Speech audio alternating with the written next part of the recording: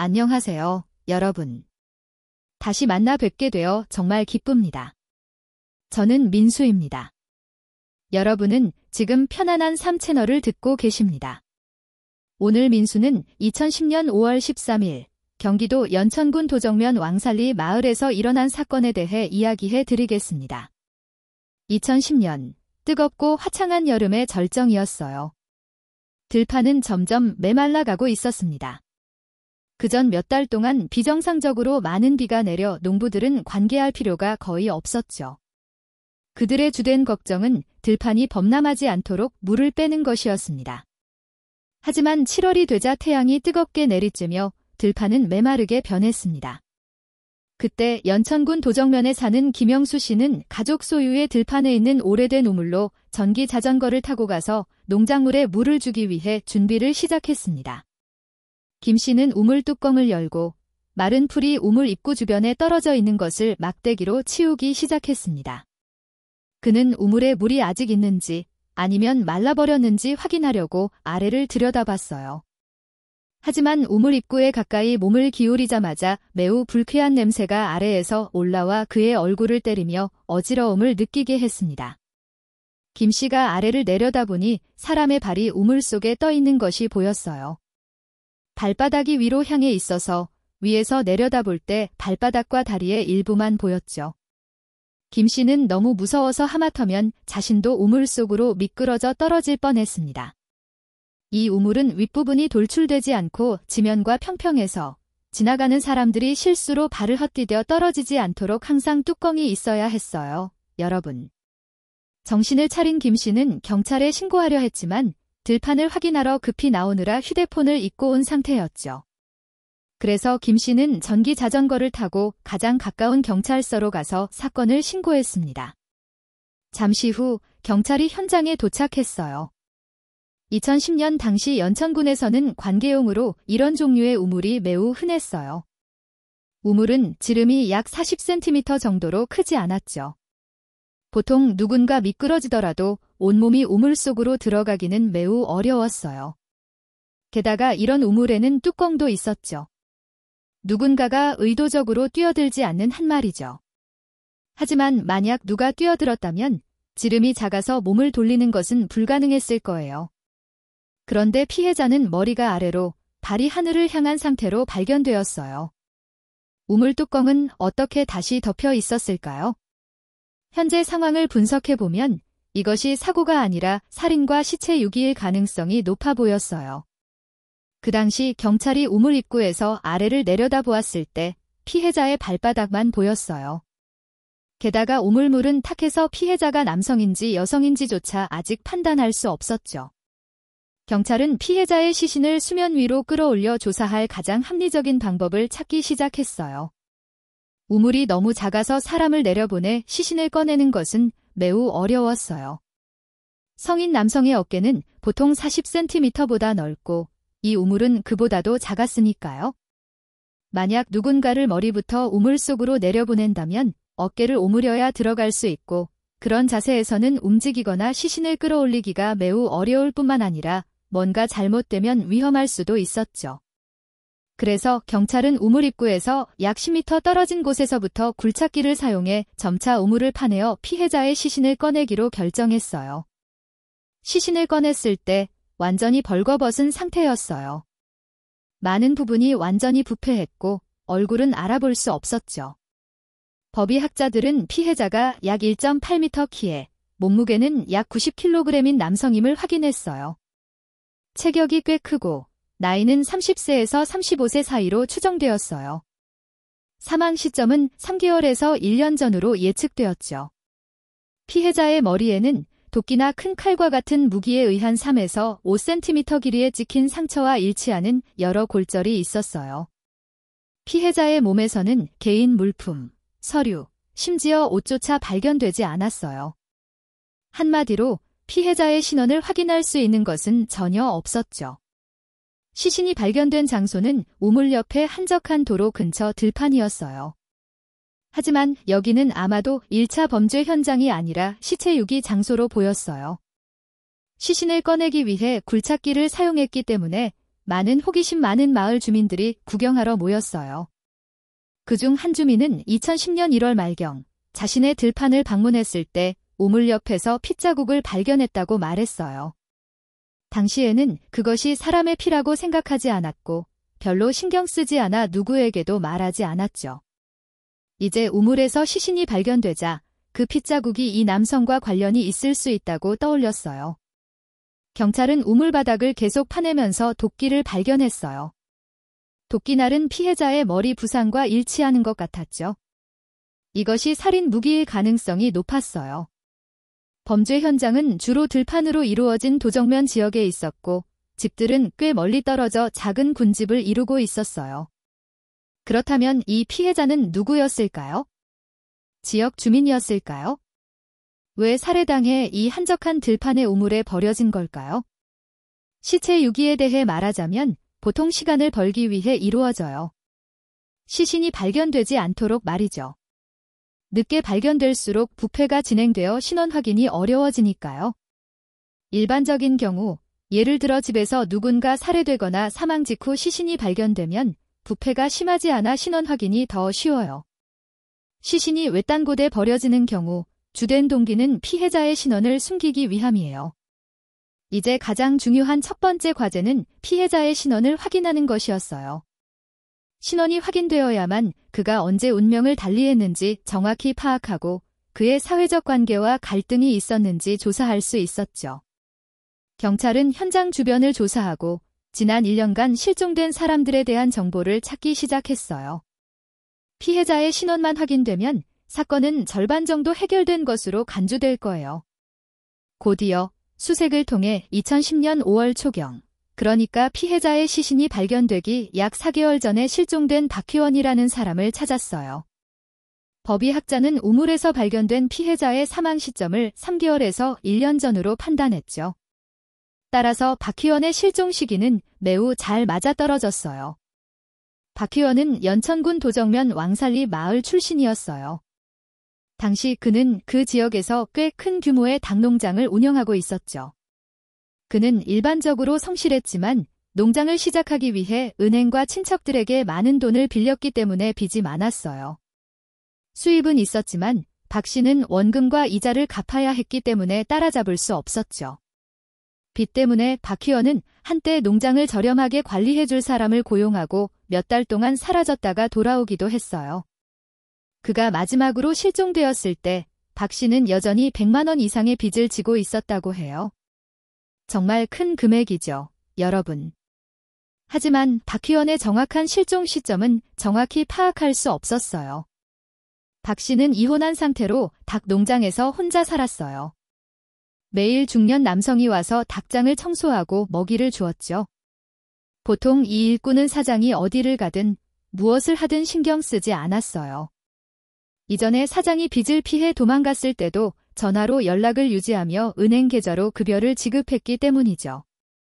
최근 3월 말 사장이 흔적도 없이 사라지고 전화로 연락이 안 되고 월말에 급여도 지급되지 않자 일꾼은 사장이 정말 실종된 것일지도 모른다고 깨닫고 경찰에 신고했어요. 하지만 그때도 박희원이 정확히 어느 날 떠났는지는 알 수 없었죠. 박희원의 실종 시점이 우물 속 남성의 추정 사망 시점과 일치했기 때문에 경찰은 박 씨가 피해자일 가능성이 높다고 생각했어요. 하지만 더 조사해보니 박희원을 아는 사람들은 모두 박 씨가 키가 약 1.63에서 1.65m로 다소 작고 몸무게는 약 60kg라고 했어요. 기록에 따르면 박희원은 키가 크고 체격이 큰 사람이 아니었고 얼굴도 다소 작았어요. 법의학 보고서에 나온 90kg이나 1.8m가 넘는 키와는 도저히 맞지 않았죠. 따라서 박 씨의 신체적 특징, 키와 몸무게 모두 피해자와 일치하지 않았어요. 기본적으로 박희원은 이 사건의 피해자로 배제될 수 있었어요. 그 시점에서 일주일이 넘도록 경찰은 여전히 우물에서 나온 남성의 신원을 확인하지 못했어요. 수색 범위를 연천군에서 수원시, 그리고 경기도 전체로 넓힐 수밖에 없었죠. 경찰은 실종자에 대한 많은 정보를 수집했어요. 하나하나 확인했지만 결국 모두 배제되었어요. 피해자의 나이, 키, 몸무게와 일치하는 사람은 없었죠. 광범위한 수색에도 불구하고 우물에서 발견된 미지의 피해자를 식별하지 못하자 경찰은 또 다른 가설을 제안했어요. 아마도 피해자는 이 지역 출신이 아니어서 지역 실종자 명단에서 찾을 수 없는 것일지도 모른다고요. 연천군 경찰은 수색을 계속 확대해 전국 실종자 데이터베이스를 확인했지만 피해자와 일치하는 정보는 찾을 수 없었어요. 하지만 피해자의 신원을 확인하지 못하면 그의 관계나 범죄 동기를 파악하는 것은 불가능했고 이 사건은 미제 사건이 될 가능성이 높았어요. 그 시점에서 이 단서로 진전이 업자 방향을 바꿔야 했어요. 피해자의 신원 조사를 중심으로 하기보다는 경찰은 용의자를 찾고 우물 바닥에서 발견된 도끼의 출처를 조사하는 데 초점을 맞췄어요. 즉, 피해자가 누구인지는 모르지만 그는 살해되어 이 한적한 들판의 우물에 버려졌어요. 그렇다면 누가 이런 짓을 했을까요? 우선 이 우물은 찾기 쉽지 않았어요. 입구는 지면과 평평하고 윗부분이 돌출되지 않았죠. 게다가 뚜껑이 있었고 평소에는 풀이 뚜껑까지 덮고 있어 숨겨져 있었어요. 지역 주민이 아니면 우물의 위치를 절대 알 수 없었을 거예요. 따라서 범인은 지역 주민이거나 적어도 이곳에서 오랫동안 살았던 사람일 가능성이 높았어요. 그리고 피해자가 외지인이라면 여기서 무엇을 하고 있었을까요? 피해자는 키가 크고 체격이 컸어요. 어떤 직업이 그에게 어울렸을까요? 어떤 일이 그를 외지에서 연천군으로 데려왔을까요? 건설업. 그럴 수도 있지만 당시 이 지역에는 건설 프로젝트가 많지 않았고 건설 노동자도 거의 없었으며 조사 결과 지난 1년간 갑자기 실종된 건설 노동자도 없었어요.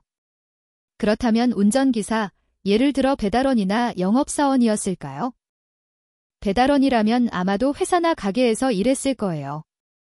하지만 그렇게 갑자기 사라졌는데 동료들이 신고하지 않은 이유는 무엇일까요? 그렇다면 그 사람들이 범인일까요? 이런 추론을 따라 특별수사팀은 범죄 현장 주변에서 용의자와 의심스러운 차량을 찾기 위해 경찰을 파견해 가게와 배달기사를 많이 고용하는 회사들을 방문했어요. 또한 경찰은 현장에서 발견된 도끼에서 더 많은 단서를 찾으려고 했어요. 그들은 철물 시장을 확인하기 시작했죠. 이런 종류의 도끼를 판매하는 가게를 찾으면 누가 그것을 샀는지 좁힐 수 있을지도 몰랐어요.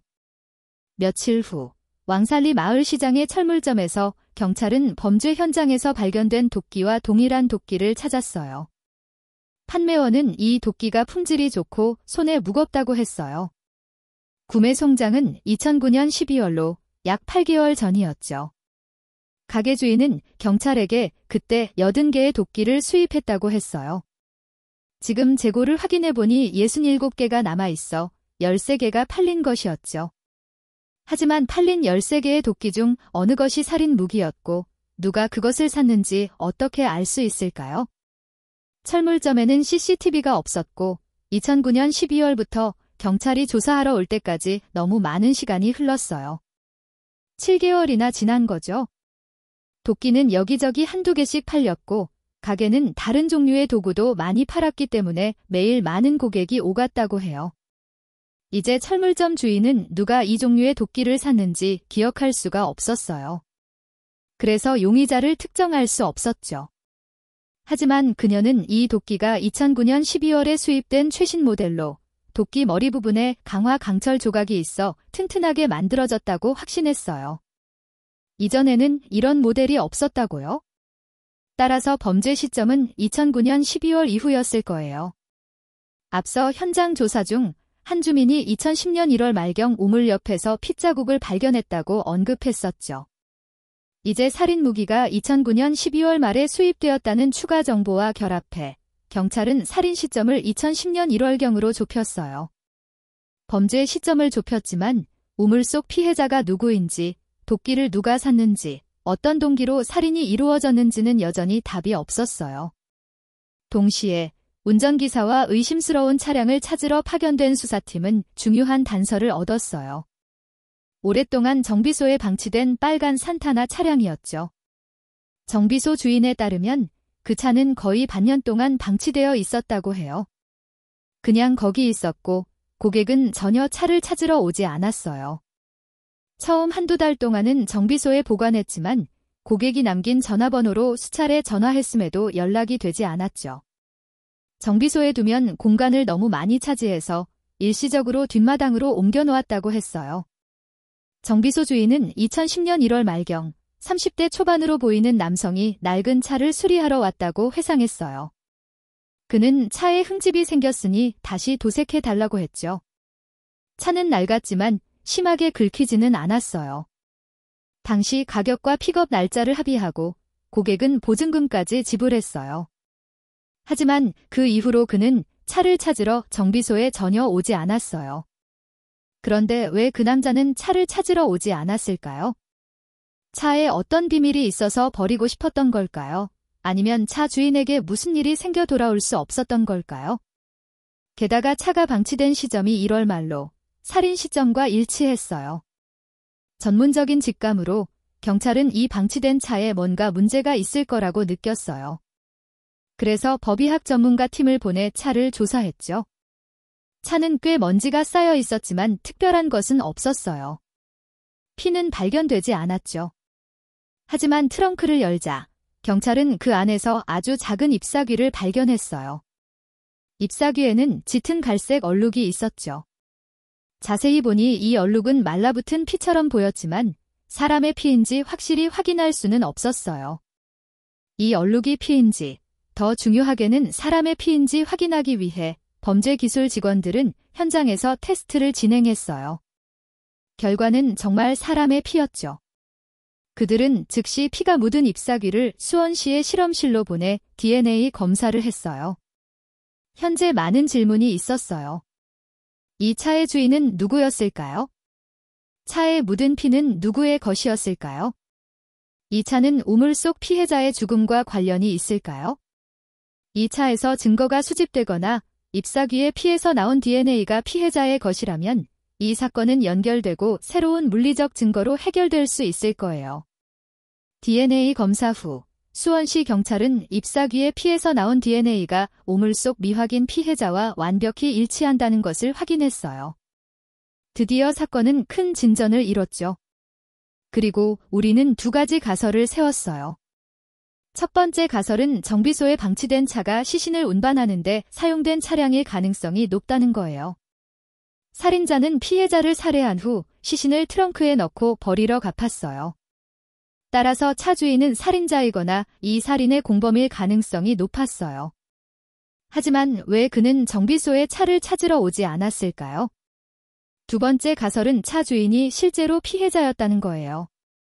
그는 다른 누군가에게 살해된 후 우물에 버려졌고 살인자는 피해자의 차를 이 정비소에 버리고 갔어요. 하지만 두 가설 중 경찰은 첫 번째 가설에 더 무게를 뒀어요.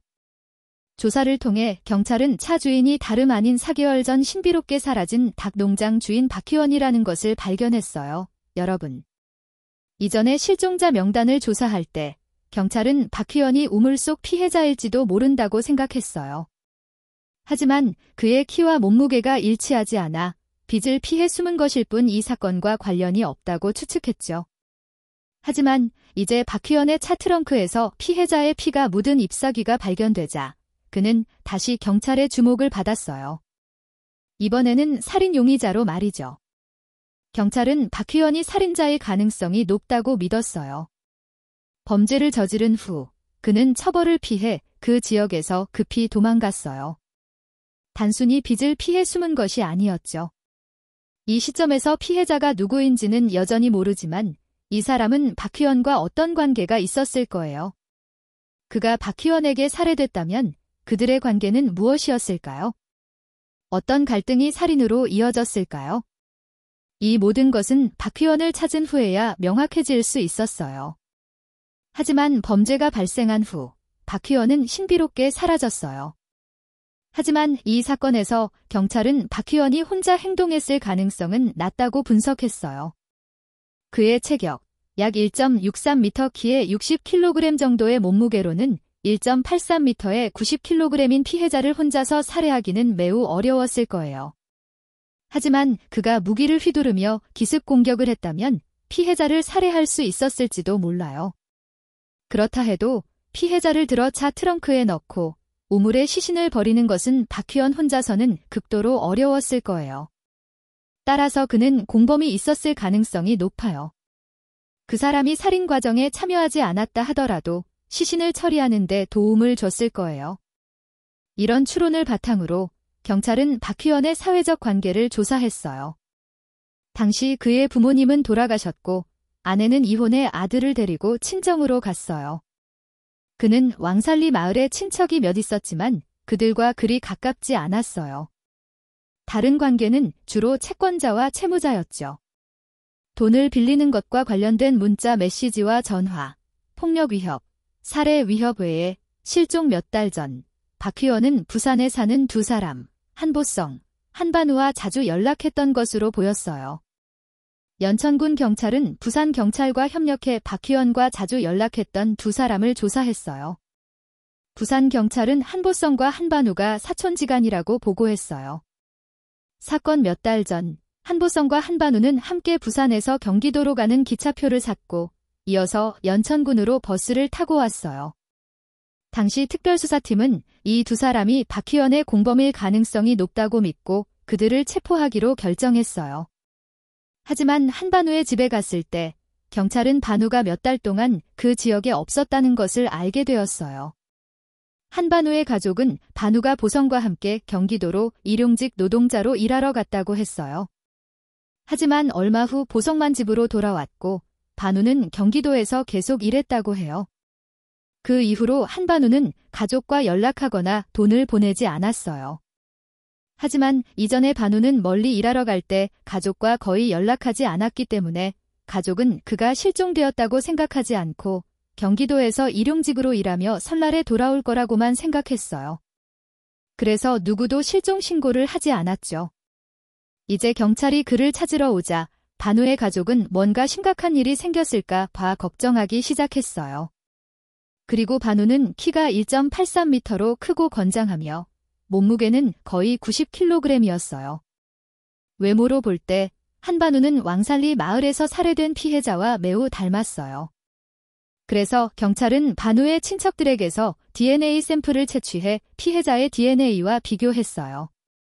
결과는 우물 속 시신이 정말 한반우라는 것을 확인했어요. 이전에 경찰은 한반우가 박희원의 공범이라고 의심했지만 이제 그가 피해자임이 밝혀졌어요. 이 시점에서 한때 꽤 가까웠던 세 사람 한반우, 박희원, 한보성 중 한 명은 우물 바닥에서 죽었고 한 명은 실종되었어요. 한보성만 남았기 때문에 모든 의심은 한보성에게 쏠렸어요. 경찰은 한보성을 신속히 체포해 한반우에 대해 신문했어요. 처음에 보성은 모든 것을 강하게 부인하며 부산으로 돌아왔을 때 반우는 아직 살아서 경기도에서 일용직으로 일하고 있었다고 했어요. 반우는 안정적인 일자리를 찾았기 때문에 고향으로 돌아오고 싶어 하지 않았다고요. 심지어 최근에 한반우가 전화해서 새 직장에 대해 사장이 얼마나 좋은지, 급여가 얼마나 높은지에 대해 이야기했다고 주장했어요. 하지만 부인할 수 없는 DNA 결과와 사망 시점이 1월, 보성이 부산으로 돌아오기 전, 즉 반우가 이미 살해된 시점이라는 사실 앞에서 반나절의 신문 끝에 보성은 결국 자신이 반우를 죽였다고 인정해야 했어요. 보성과 반우는 같은 고향 출신으로 친척이었고 함께 경기도에서 일용직으로 일했어요. 그렇다면 왜 보성은 사촌을 죽였을까요? 게다가 살인 후 반우의 피가 박희원의 차에서 발견되었어요. 이 사건들은 이 케이스를 더욱 복잡하게 만들었어요. 이제 보성, 반우, 박희원 간의 관계와 무엇이 이 살인으로 이어졌는지 명확히 해야 했어요. 보성의 자백에 따르면 그는 박희원의 사주를 받아 반우를 죽였다고 했어요. 하지만 왜 보성은 박희원의 말을 듣고 사촌을 죽여야 했을까요? 이에 대해 한보성은 그와 반우가 부산에서 박희원이 고용한 청부살인자였다고 했어요. 모든 이야기는 2009년 7월부터 시작되었어요. 박희원은 온라인에서 보성을 만났고 대화 중에 박은 누군가에 대한 원한이 있어 계산을 보고 싶다고 했어요. 이를 들은 보성은 당시 실업자였기 때문에 이 일들 하면 얼마를 줄 건지 물으며 고려해 보겠다고 했죠. 박은 100만 원을 주겠다고 했어요. 이는 약 3억 5천만 동이에요, 여러분. 이를 듣고 보성은 즉시 동의했어요. 이제 박이 누구를 죽이고 싶든 그는 다른 형제를 데리고 연천군으로 가겠다고 했어요. 그의 사촌은 키가 1.83m로 매우 강했고 둘이서 하나를 상대하면 확실히 이길 거라고요. 시신을 처리하는 것도 같이 하면 더 빨랐죠. 보성이 가격을 합의하고 박과 거래를 마무리한 후 사촌 반우를 초대해 연천군 도정면 왕살리 마을로 가서 청부살인자로 일하자고 했어요. 사촌이 그를 죽이러 가자고 초대하고 일이 끝나면 50만 원을 받을 거라고 하자 반우는 즉시 동의했어요. 그래서 둘은 박이 지정한 누군가를 죽이기 위해 연천군, 경기도로 함께 갔어요. 박이 죽이고 싶어 한 사람은 연천군 도정면에서 장례 서비스 사업을 운영하는 장본영이었어요. 하지만 관계로 보면 박희원과 장본영은 친구이자 외사촌이었죠. 이전에 박이 닭 농장을 지을 때 장본영은 그에게 수십만 원을 빌려줬어요. 그래서 박은 현재 장본영에게 빚을 지고 있었죠. 그렇다면 왜 박은 이제 장본영을 죽이고 싶어 했을까요? 수십만 원만 빌렸는데 빚을 갚지 않기 위해 100만 원을 써서 청부살인자를 고용하려 했을까요? 분명히 논리적이지 않았어요. 이에 대해 보성은 박이 장본영의 아내 장홍아라는 여자에게 감정이 있다고 털어놓는 것을 들었다고 했어요. 하지만 장본영이 살아있다면 박과 홍아는 함께할 수 없었죠. 어쨌든 박과 장본영은 친척이었어요. 만약 홍아가 지금 사촌과 이혼하고 그의 어린 사촌과 결혼한다면 꽤 어색하고 마을에서 많은 소문이 돌 거예요. 박은 또한 사촌의 아내를 훔친 배신자로 욕을 먹을 거예요. 그래서 이혼해서 함께하는 것은 선택지가 아니었어요. 법적으로는 아무도 막지 않았지만 도덕적으로는 받아들일 수 없었고 여론을 두려워했어요. 하지만 장본영이 어떤 이유로 갑자기 세상을 떠나 홍아가 갑작스레 과부가 된다면 박과 홍아가 함께해도 친척과 마을 사람들의 불쾌한 소문을 피할 수 있었죠. 하지만 당시 장본영은 30대 초반으로 키가 크고 강하고 민첩했으며 박보다 훨씬 건강했어요. 홍아가 과부가 되려면 최소 몇십 년, 아니면 박이 장본영보다 먼저 죽을 수도 있었죠. 사람이 자연사하지 않는다면 어떻게 될까요? 그래서 이제 그를 죽일 방법을 찾아야 했어요. 그래서 박은 장본영을 죽이기 위해 사람을 고용할 계획을 세웠어요. 노출을 피하기 위해 박은 신중하게도 부산에서 완전히 낯선 두 사람을 고용해 의심을 피했어요. 일이 끝나면 이 청부살인자들은 고향으로 도망가고 그걸로 끝이었죠.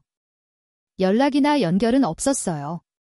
박은 이런 계획이 가장 완벽하다고 생각했어요. 두 보성 형제가 연천군에 도착한 후 그들은 장본영의 차를 여러 번 몰래 따라다니며 그를 죽일 기회를 찾았어요. 하지만 장은 일에서 갈등과 경쟁이 있었기 때문에 매우 경계했고 보복을 두려워했어요. 한 번은 보성이 장이 의심스러워하며 일부러 속도를 내서 두 형제를 따돌리는 것 같다고 느꼈어요. 보성과 반우는 연천군에 꽤 오랫동안 머물렀어요. 장을 죽이려는 여러 계획이 실패했죠. 그들은 집에서 만든 소음기 달린 총을 샀지만 집에서 만든 물건은 좀 믿을 수 없었어요. 한 번은 장이 한적한 곳으로 가는 것을 보고 행동하려 했지만 조준하고 방아쇠를 당겼을 때 총이 발사되지 않았어요. 또 한 번은 다른 차를 빌려 번호판을 떼고 장이 차에서 내려 길을 건너면 차로 들이받아 교통사고로 위장하고 도망가려 했어요. 하지만 그날 장은 아내 홍아와 함께였어요.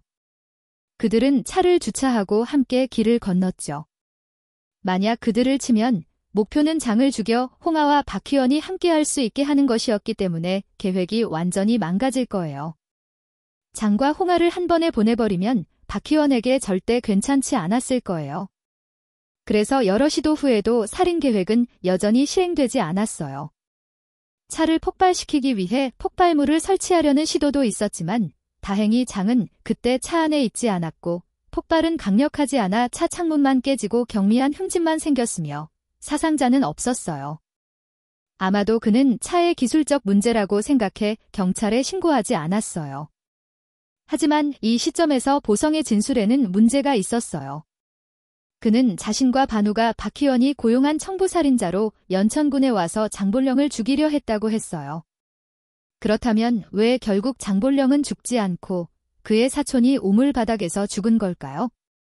게다가 그가 직접 죽였어요. 무엇이 이런 극적인 전개로 이어졌을까요? 보성은 이야기를 이어갔어요. 당시 장본령을 죽이는 계획이 여전히 미뤄지고 있었기 때문에 두 형제는 기회를 기다리며 연천군에 몇 달 동안 머물러야 했어요. 하지만 연천군에 오래 머물수록 집세, 음식, 총 구입, 차 렌트 등 모든 비용이 늘어났어요. 그때 두 형제는 며칠마다 박희원에게 선금을 달라고 졸랐어요. 박도 곤란한 상황이라 돈을 선불로 줄 수밖에 없었죠. 장본령 암살이 아직 성공하지 않았음에도 말이죠. 처음 합의한 살인 비용은 100만 원이었어요. 하지만 두 청부살인자가 연천군에 머문 몇 달 동안 이미 이 돈을 거의 다 써버렸고 일은 여전히 끝나지 않았어요. 장본령을 미행하는 것 외에는 방에 틀어박혀 호화롭게 먹고 마셨죠. 박은 100만 원을 이미 선불로 줬지만 장본령을 즉시 죽일 수 있다면 추가로 40만 원을 주고 떠나는데 필요한 돈도 주겠다고 했어요. 하지만 일은 여전히 진행되지 않았어요. 2010년 1월 24일 오후, 박희원은 갑자기 보성에게 전화했어요. 박은 보성에게 그의 사촌 반우가 박에게 털어놓길 추가로 40만 원을 받고 부산으로 돌아가고 싶다고 했다고 전했어요. 이렇게 연천군에 무한정 머무는 것은 좋지 않다고요? 하지만 반우는 보성이 동의하지 않을 거라며 보성을 배신할 계획이라고 덧붙였어요. 박은 또한 보성을 먼저 알았기 때문에 보성의 사촌이 돈을 독차지하려고 자기 사촌을 해치려는 것을 보고 보성에게 알려야겠다고 느꼈다고 했어요. 이를 들은 보성은 반신반의했어요.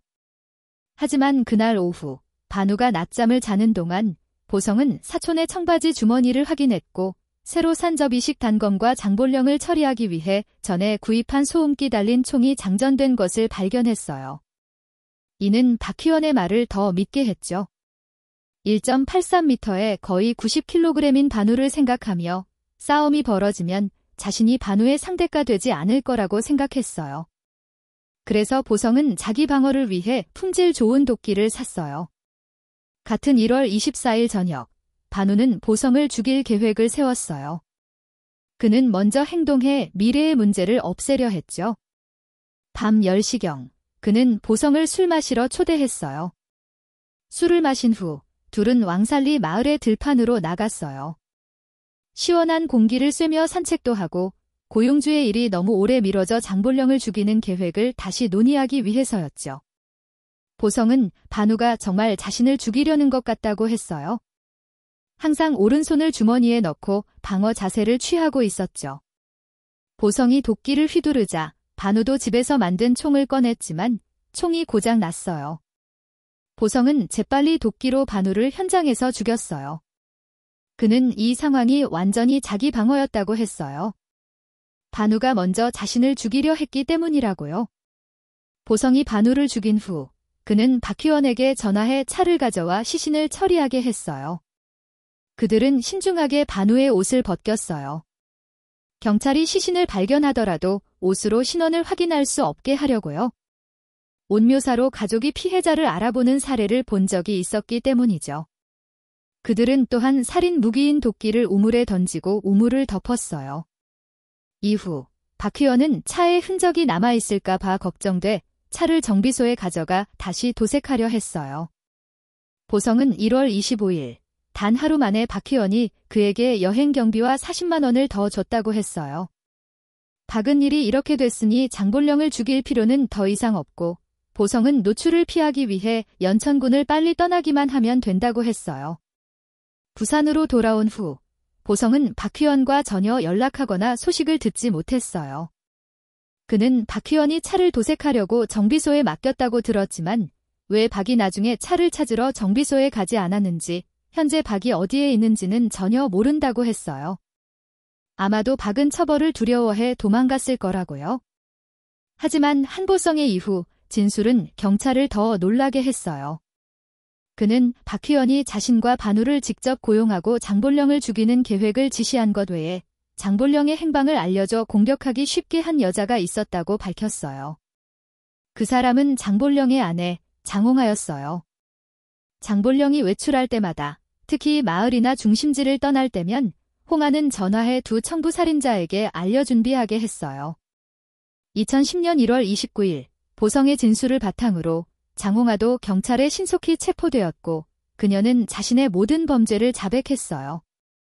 남편을 죽이기 위해 박 의원과 공모하고 사람을 고용한 것이죠. 홍하에 따르면 그녀와 남편은 자주 다투고 갈등이 있었으며 심지어 여러 번 몸싸움까지 했어요. 장홍하는 이 결혼에서 매우 외롭고 지쳤다고 느꼈어요.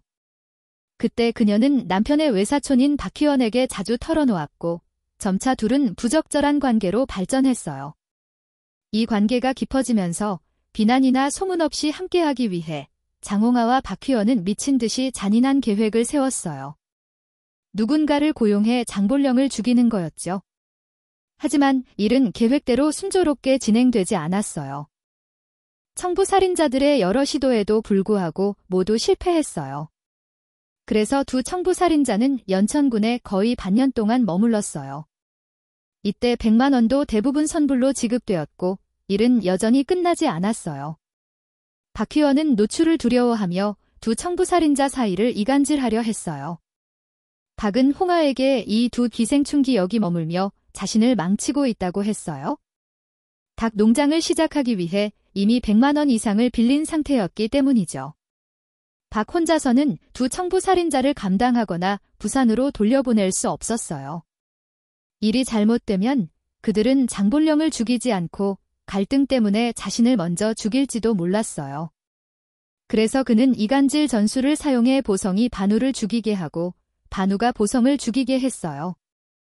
간단히 말해 한 명이 다른 한 명을 죽인 후 살아남은 사람은 혼자가 되고 특히 타지에서 압박이 훨씬 줄어들 거예요. 그 후 약간의 돈을 줘서 집으로 돌려보내고 그걸로 끝이라고요. 더 이상 며칠마다 돈을 요구하는 것을 견딜 수 없었어요. 홍하의 진술에서 이 사건은 두 개의 작은 사건으로 나뉘어요. 첫째, 박 의원이 보성을 사주해 반우를 죽이게 한 것. 둘째, 박 의원과 홍하가 장본령을 죽이기 위해 사람을 고용한 것이죠. 사건 조사 중 살인의 표적이 된 장본령도 경찰서에 소환되어 진술을 했어요. 장본령은 과거에 자신과 아내가 조화롭게 살지 못한 것이 사실이라고 했어요. 하지만 주된 갈등은 그가 아내의 불륜을 의심했기 때문이었죠. 구체적인 증거는 없었지만 의심만 있었어요. 이후 홍하는 집을 나와 친정으로 갔어요. 하지만 장본령은 아내가 자신의 연인과 공모해 자신을 죽이려 했다는 경찰의 소식을 듣고 거의 충격에 빠졌어요. 이전에 차에 폭발물이 설치된 사건이 있었을 때도 의심스러웠어요. 당시 그는 누나에게 그 일을 이야기했지만 이후에는 차가 오래돼서 어떤 우연한 불꽃이나 폭발이었을 거라고 생각해 경찰에 신고하지 않았어요. 이제 관련자들을 모두 소환하고 두 용의자, 보성과 홍하를 체포했지만 두 사건의 주모자인 박 의원은 여전히 도주 중이었어요. 하지만 경찰은 박 의원을 체포하는 것은 시간 문제라고 믿었어요. 이전 조사에서 경찰은 박 의원이 닭농장을 열기 위해 큰 빚을 졌다는 것을 알고 있었어요. 그렇다면 박이 빚과 처벌을 두려워해 도망갔을 가능성이 있을까요? 박 의원이 닭농장을 운영했던 마을을 돌아다니며 경찰은 한 가지 정보를 얻었어요. 박 의원이 사라진 후 일부 친척들이 박 의원의 전화번호로 문자 메시지를 받았다고 했어요. 메시지 내용은 대략 빚 때문에 숨어있다. 나를 찾지 마라. 시간이 지나면 스스로 돌아오겠다 이는 것이었어요. 메시지는 짧았고 몇몇 친척에게 보내졌죠. 하지만 이 메시지를 분석한 후 경찰은 의심스러운 점을 발견했어요. 박 의원이 한 번 삼촌에게 메시지를 보냈는데 메시지에서 사용된 호칭은 형제나 동료 간의 것이었어요. 이런 친족 관계에서 시골 지역과 가까운 친척들 사이에서 박은 이런 기본적인 호칭 실수를 할 리 없었어요. 따라서 이 메시지는 박 의원 본인이 보낸 것이 아니라 누군가 박희원의 전화를 사용해 메시지를 보냈을 가능성이 있다고 의심했어요. 메시지를 보낸 사람은 박의 가족 관계를 잘 몰라 연락처의 이름만 보고 추측해 보내다 보니 호칭이 잘못되고 혼란스러웠던 거죠. 동시에 경찰은 박희원의 은행 카드도 감시했어요. 박이 실종된 동안 2년이 넘었지만 박의 은행 카드는 전혀 사용되지 않았어요. 보통 용의자가 도주한 후에는 돈이 가장 필요할 때죠. 먹고, 살고, 이동해야 하니까요. 게다가 수배 중이라 신분증이나 실제 신분으로 일을 찾을 수 없어요. 그래서 가지고 있는 현금은 빨리 줄어들고 카드에서 돈을 써야 해요. 하지만 은행 카드를 확인해도 다른 정보는 없었어요. 시간이 지나고 박희원은 2년 동안 완전히 실종 상태였어요. 정비소에 방치된 차는 찾지 않았고 은행 카드는 10만 원 이상이 남아있음에도 사용되지 않았어요. 이 단서들을 종합해 경찰은 또 다른 추측을 하게 되었어요. 아마도 박희원이 해를 입었을지도 모른다고요. 이 가설이 사실이라면 사건은 큰 전환점을 맞이할 거예요. 박희원은 도주 중인 주모자에서 피해자로 바뀔 거예요. 이제 박희원에 대한 조사는 이전 사건과는 다소 반대였어요. 이전에는 우물에서 피해자의 시신이 발견되었지만 오랫동안 피해자의 신원을 확인할 수 없었죠. 이번에는 박희원이 해를 입었다는 가설이 사실이라면 2년 동안 그의 시신이 발견되지 않았어요. 그리고 정말 박희원의 시신이 발견되지 않는다면 이 사건은 어떻게 해결할 수 있을까요? 게다가 박희원이 해를 입었다면 누가 그를 해쳤을까요? 한보성일까요? 반우를 처리한 후 보성이 박희원을 입막음하기 위해 없애버렸을 가능성이 충분했어요. 연천군 경찰은 즉시 한보성을 다시 신문했어요. 당시 그는 교도소에서 형을 살고 있었어요. 경찰은 그가 반우를 죽인 것은 부분적으로 박희원의 사주와 반우가 그를 해치려 했기 때문이라 사주와 자기 방어 측면에서 일부 경감 사유가 있을 수 있다고 믿었어요.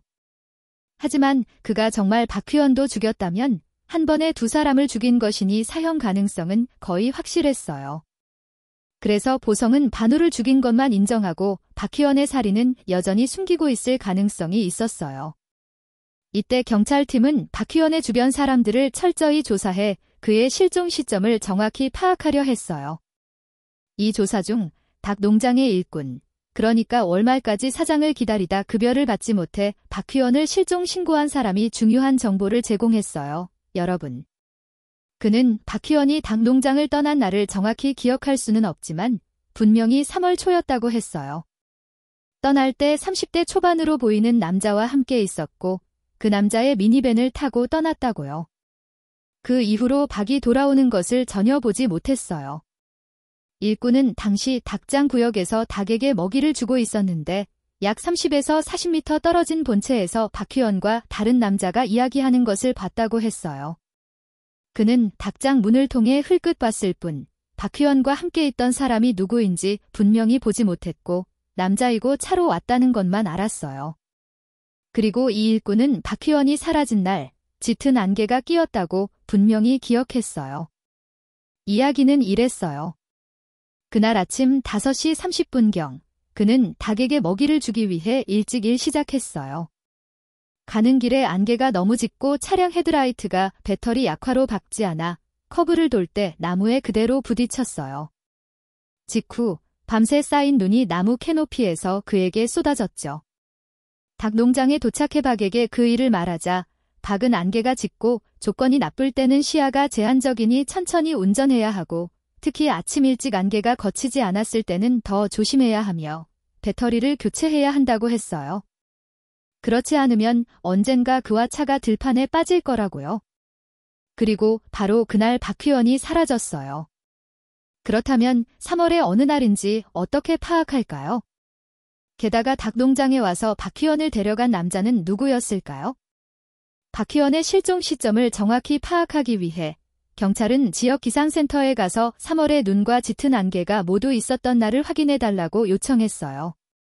기상 기록을 확인한 후 경찰은 박희원의 실종이 2010년 3월 9일에 일어났다고 판단했어요.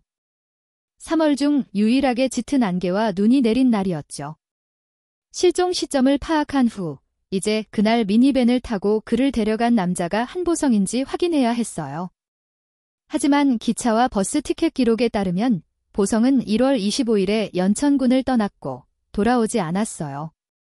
3월에는 보성이 부산의 식품 가공 공장에서 일하며 출근 기록이 완전했어요. 그래서 그는 연천군, 경기도로 와서 범죄를 저지를 시간이 없었어요. 경찰은 보성이 박휘원을 죽였을 가능성을 배제할 수 있었어요. 하지만 보성이 아니라면 누가 박을 해칠 동기가 있었을까요? 박휘원이 실종 전후로 무엇을 했는지 더 알아보기 위해 경찰은 그의 연인 홍아를 찾아갔어요. 당시 홍아도 교도소에서 형을 살고 있었죠. 경찰은 그녀가 유용한 단서를 제공해 줄 수 있기를 바랐어요. 처음에 홍아는 매우 회피적이었어요. 아무것도 모른다고 했죠. 박휘원은 어디로 가는지 말하지 않고 갑자기 사라졌다고요? 경찰이 현재 상황의 심각성을 반복해서 설명하며 박휘원이 2년 넘게 실종되어 해를 입었을 가능성이 크다고 하자 홍아는 결국 울음을 터뜨렸어요. 그녀는 연인이 도망친 줄만 알고 그를 보호하려 정보 제공을 하지 않았다고 했어요. 하지만 이제 경찰이 상황을 설명하자 홍아는 박휘원이 해를 입었을지도 모른다는 것을 깨달았어요. 잠시 생각한 후 장홍아는 그녀의 남편 장볼령이 박휘원을 해쳤을 가능성이 크다고 했어요. 장홍아는 2010년 1월 그녀와 남편이 심하게 다퉜다고 회상했어요.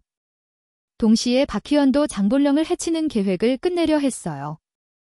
청부 살인자들이 성공하지 못하고 돈은 계속 쓰이고 있어 너무 비용이 많이 들었기 때문이죠. 그래서 그는 이 청부 살인자들을 부산으로 돌려보낼 계획이었어요. 따라서 홍아는 더 이상 집에 머물며 남편의 행방을 감시하고 청부 살인자 그룹에 알릴 필요가 없었어요. 그래서 남편과 심하게 충돌했을 때 그녀는 집을 나왔어요.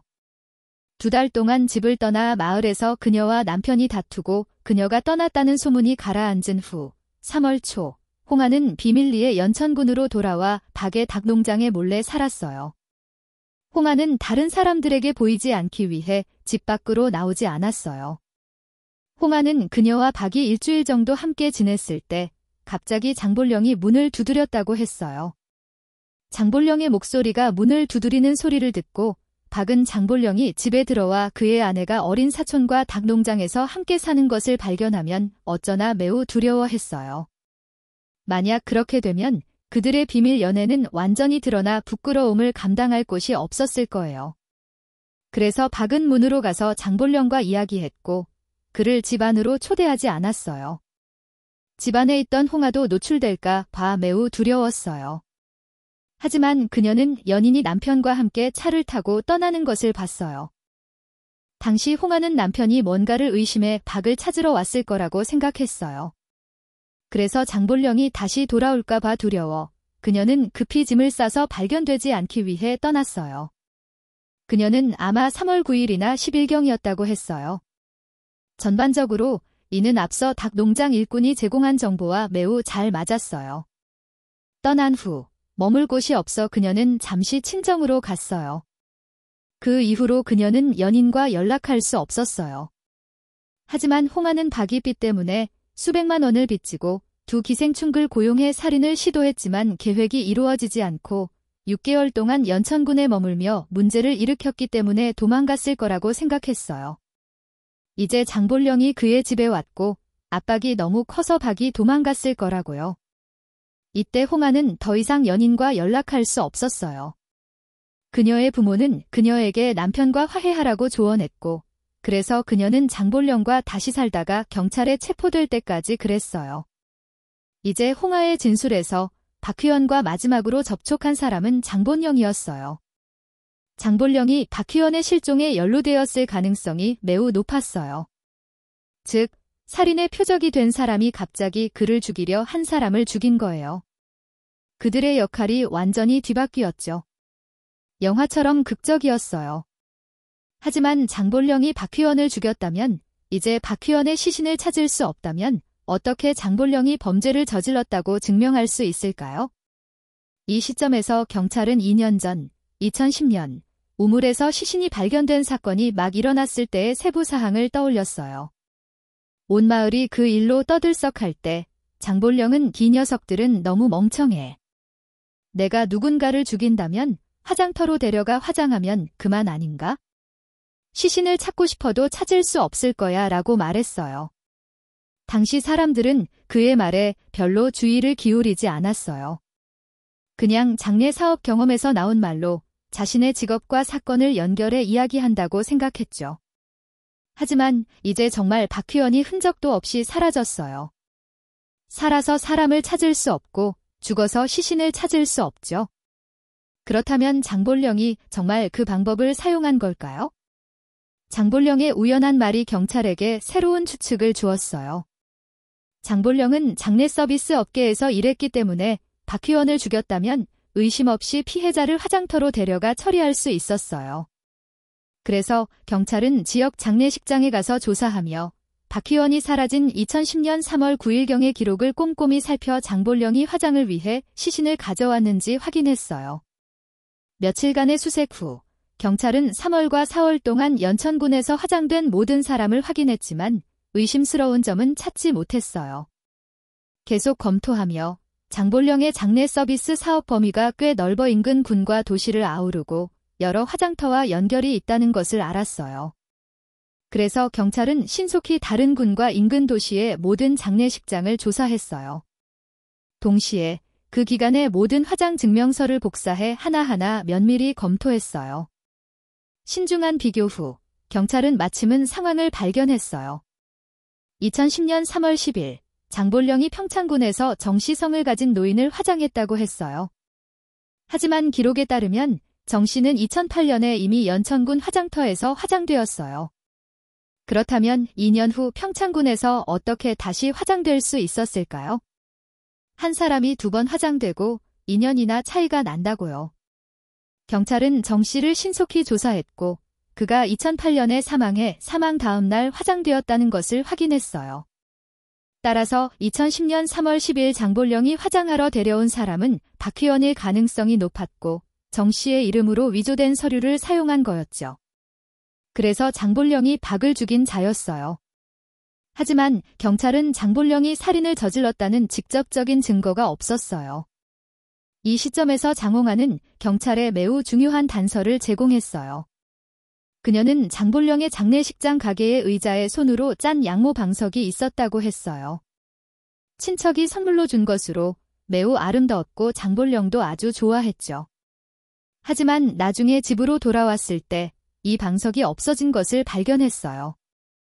그녀는 남편에게 방석에 대해 물었고 장볼령은 커피를 쏟아 더럽혀져서 버렸다고 했어요. 장볼령의 가족은 시골에 살았고 재정은 평균적이었어요. 양모 방석, 특히 손으로 짠 비싼 선물이라면 더러워졌을 때 보통 세탁했을 거예요. 커피 얼룩은 제거하기 어렵지 않죠? 그런데 장볼령은 방석을 버렸어요. 뭔가 비밀을 숨기고 싶었던 것 같았어요. 2012년 10월 경기도 연천군 경찰은 장볼령의 장례식장을 수색할 영장을 발부받았어요. 그들은 가게의 의자를 신중히 검사했어요.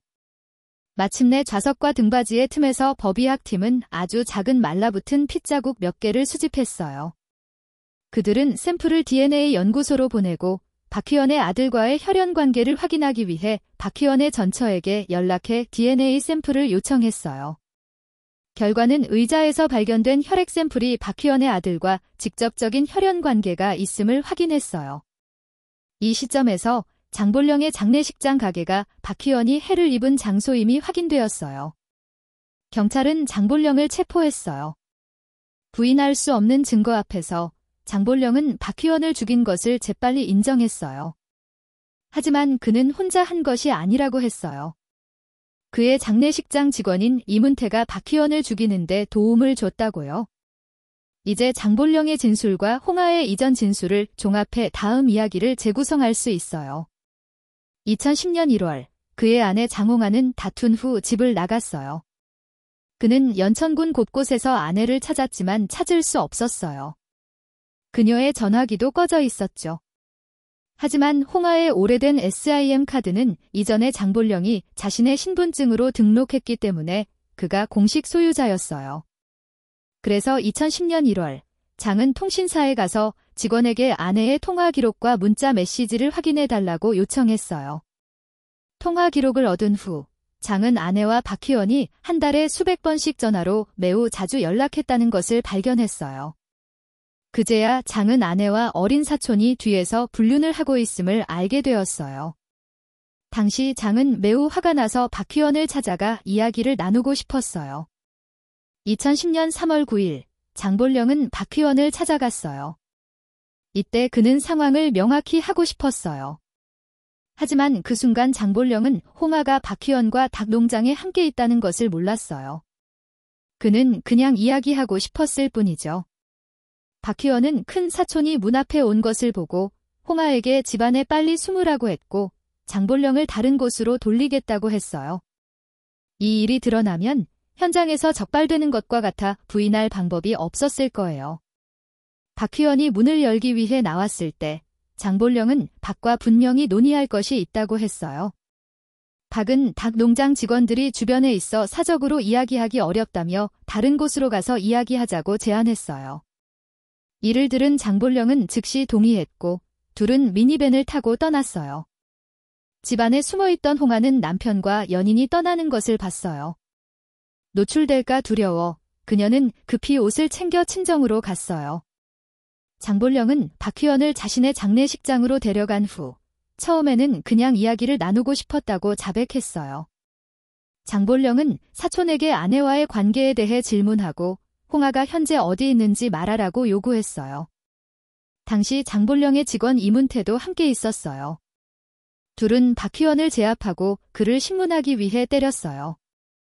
박희원은 장볼령의 아내와 전화하고 부적절한 관계임을 인정했지만 현재 홍하가 어디 있는지는 모른다고 주장했어요. 신문 중 장볼령과 이문태는 박희원의 머리를 나무 막대기로 반복해서 때렸어요.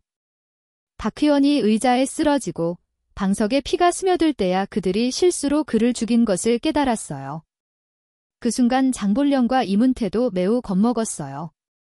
그들은 정신을 차리고 의논하며 현장을 정리했어요. 장볼령은 피 묻은 방석을 말아버렸어요. 그런 다음 박희원의 갑작스러운 실종을 합리화하기 위해 장볼령의 직원 이문태는 박희원의 전화를 사용해 빚 때문에 도망간 척하는 문자 메시지를 작성했어요. 경찰 조사를 오도하려는 희망이었죠. 하지만 박희원은 연락처에 이름만 저장하고 친족 순서를 저장하지 않았기 때문에 이문태는 그 사람들의 순서를 추측할 수 없었어요. 그는 그냥 무작위로 내용을 써서 몇 사람에게 보냈고 그래서 보낸 메시지의 내용은 호칭이 잘못되고 혼란스러웠어요. 동시에 장볼령은 80세가 넘는 고령자 정 씨의 기록을 가져와 2008년에 사망한 것을 2010년 1월로 변경했어요. 실제로 사망 증명서는 여러 부본이 있어요. 여러분. 사람이 화장되러 가면 이 증명서를 화장터에 제출해야 해요. 한 부본이죠. 또 한 부본은 묘지 기록을 위해 토지 할당을 승인하는 데 필요해요. 남은 부본이 있다면 가족이 보관하죠. 하지만 정 씨는 자녀가 없는 빈곤 노인이었기 때문에 2008년에 장볼령이 정 씨의 장례를 처리하도록 위임받은 후 그는 이 서류를 여전히 가지고 있었어요. 그래서 그는 사망증명서의 사망 시점을 위조하고 변경한 후 박희원의 시신을 정 씨의 서류를 사용해 평창군의 장례식장으로 화장하러 갔어요. 화장터에 도착했을 때 장볼령은 혼자 운전해 갔어요. 화장터 직원이 물었을 때 장볼령은 정 씨의 서류를 보여주며 이건 노인이고 자녀가 없으며 사망 후 마을과 국가가 장례를 도왔기 때문에 다른 장례처럼 울부짖는 친척이 없고 매우 외로운 장례였다고 했어요. 화장터 직원은 서류를 검토하고 의심스러운 점을 찾지 못해 안에 시신을 열어보지 않고 화장을 진행했어요. 장볼령은 유고를 받은 후 돌아오는 길에 평창군의 강에 모두 뿌렸어요. 그래서 6사람 한보성, 한반호, 박희원, 장홍아, 장볼령, 이문태 중 몇은 감옥에 갔고 몇은 목숨을 잃었어요. 한보성은 사형을 선고받았고 2년 집행유예가 있었어요. 2015년까지 그의 형은 종신형으로 감형되었어요. 장홍아는 11년형을 선고받았어요. 장볼령은 고의살인으로 종신형을 받았어요. 공범인 이문태는 9년형을 선고받았어요. 이 사건에서 2사람이 죽고 4사람이 감옥에 갔어요. 근본 원인은 장홍아와 박희원의 불륜이었어요. 그리고 이 불륜은 홍아에 따르면 그녀의 결혼이 출구가 없었기 때문이라고 했어요. 장볼령이 폭력적이고 거칠며 아내와 아이들을 사랑하거나 돌보지 않아 서로 싸우고 다퉜기 때문이라고요. 장볼령에 따르면 그와 홍아의 갈등 원인을 설명하며 아내의 불륜을 의심했지만 증거가 없었기 때문이라고 했어요. 이것이 그를 분노하고 불편하게 했고 시간이 지날수록 갈등이 더 커졌다고요. 이 2사람의 말에서 그들은 갈등의 원인에 대해 완전히 다른 관점을 가지고 있었어요. 그들은 상대방에게서 불만족스러운 점만 보고 계속 상대를 비난했지만 자신을 재검토하지 않았어요.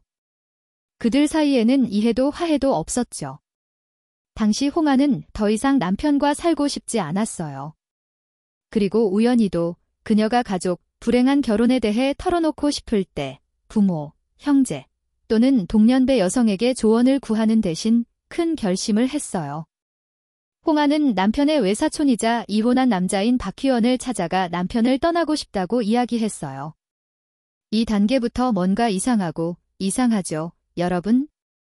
이는 홍아에게 그냥 다른 남자에게 접근하고 이야기하기 위한 핑계처럼 느껴져요. 그리고 그녀는 그 사람이 현재 결혼의 갈등을 고치거나 해결하기 위한 조언이 아니라 남편을 떠나는데 격려하고 지지해주기를 바란 것 같아요. 불이 집 근처에 있으면 결국 붙는 법이죠. 홍아와 박희원의 감정이 깊어지면서 그녀는 점점 더 남편과 이혼해 연인과 함께하고 싶어 했어요. 하지만 홍아와 박희원은 마을 소문과 친척들의 판단을 두려워했어요. 그래서 그녀와 연인은 잔인하고 미친 계획을 세웠어요. 누군가를 고용해 장볼령을 죽이는 거였죠. 즉, 그들은 함께하는 목표를 이루고 싶었지만 잘못된 불륜을 은폐하고 싶었어요. 그리고 속임수, 가족의 외관을 유지하며 밖에서 감정을 찾는 것으로 끝나지 않았어요. 한 단계 더 나아갔죠? 남편을 죽여 둘이 함께할 수 있게 하는 거였죠. 그리고 그 순간부터 홍아와 박희원의 삶은 엉망이 되었고 청부살인자들이 폭로할까 봐 끊임없이 두려움 속에서 살았어요. 그들은 극단주의에 휩싸여 이성이 흐려졌고 맹목적으로 함께하고 싶어 했어요. 이제 그들은 2 청부살인자를 부양해야 하는 곤경에 처했고 돈은 쓰이고 빚은 쌓였어요. 당시 상황을 해결하기 위해 박희원은 2 청부살인자를 갈라놓는 방법을 모어를 생각했어요. 한 명을 처리한 후 나머지 한 명과 협상하기가 더 쉬울 거라고요. 그리고 박희원은 자신이 영리하다고 생각했지만 결국 이 불륜 때문에 박희원 자신도 치명적인 재앙을 맞았어요. 그가 죽이려 했던 사람의 손에 죽었죠. 부산에서 연천군, 경기도로 일을 하러 온 한보성과 한반우는 같은 고향 출신으로 사촌이었어요. 게으르고 무지했지만 큰돈을 위해 모든 것을 걸고 법을 어길 준비가 되어 있었어요. 결국 타지에서 몇 달 동안 고군분투한 끝에 아무것도 얻지 못하고 서로를 돈 때문에 배신했어요. 결국 한 명은 타지에서 죽고 다른 한 명은 법적 문제에 휘말렸어요. 이 2살인은 맹목적인 사랑, 탐욕, 도덕성의 부족, 법에 대한 왜곡된 이해의 결과였어요. 단순한 범죄가 아니라 많은 사람들에게 무거운 결과를 남긴 가족 비극이었어요. 깨진 결혼은 이혼으로 이어질 수 있지만 함께하기 위해 살인을 선택하는 것은 출구 없는 길이에요. 오늘 사건의 세부 사항에 대해 어떻게 생각하시나요? 민수가 알 수 있도록 댓글을 남겨주세요. 그리고 우리 영상을 좋아하시면 좋아요를 누르고 채널을 구독해 더 흥미로운 범죄 이야기를 따라가세요. 감사합니다. 다음에 다시 만나요.